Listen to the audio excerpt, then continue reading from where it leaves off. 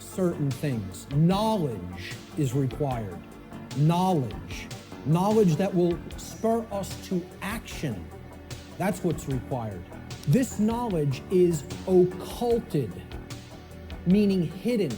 But what you have to understand right off the bat is that the word occult, it's simply derived from Latin, the Latin adjective occultus.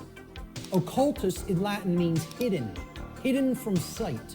The information regarding natural law is occulted knowledge. It is knowledge that has been hidden from humanity. It's held by the few, which is represented here at the top of this pyramid. You can look at this as a pyramid representing knowledge or ignorance. At the top of the pyramid, you have knowledge. The higher you go in the pyramid, the more knowledge. But the pyramid tapers because at the top, very few people understand that information. Down here, you have no knowledge, the ignorant masses. What is this occulted knowledge? Occult knowledge constitutes two things.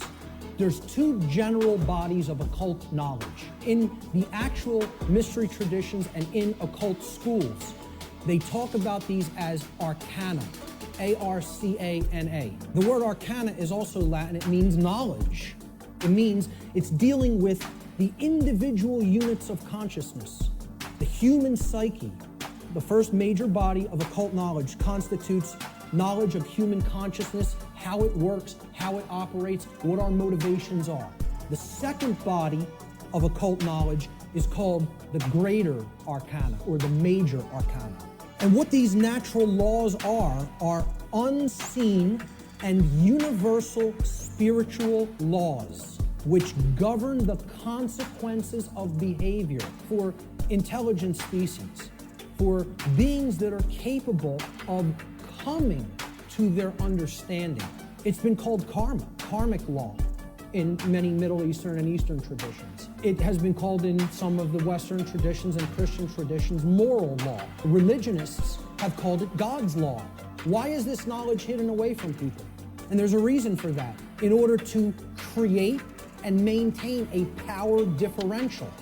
They know how something works, like how human consciousness works, how human motivations work, how human perceptions work, how human beings can be manipulated. This is the thing that all the distractions are there for, to keep you from learning. The endless trivialities, the nonsense you hear on the news, all the video games, all of the nonsense television. It's all there to keep people from understanding this. Truth versus human perception. See these white lines? Imagine these white lines that do not waver as truth.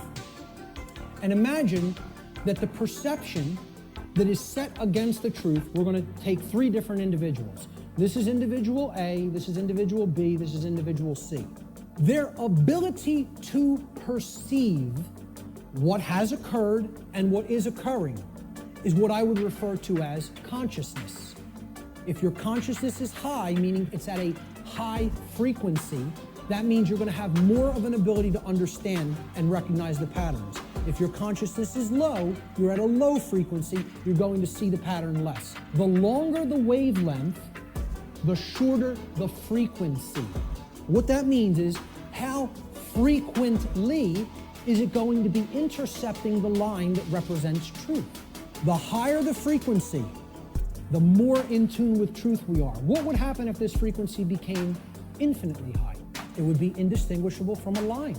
And therefore, someone would be aligned to that which is their perception of reality being accurate. Think about this in sound, right? You hear a low bass tone, it's like, and it goes up, and it would go eventually outside the range of human hearing because the frequency went so high. Same concept here. The higher the frequency, the higher the perception of reality.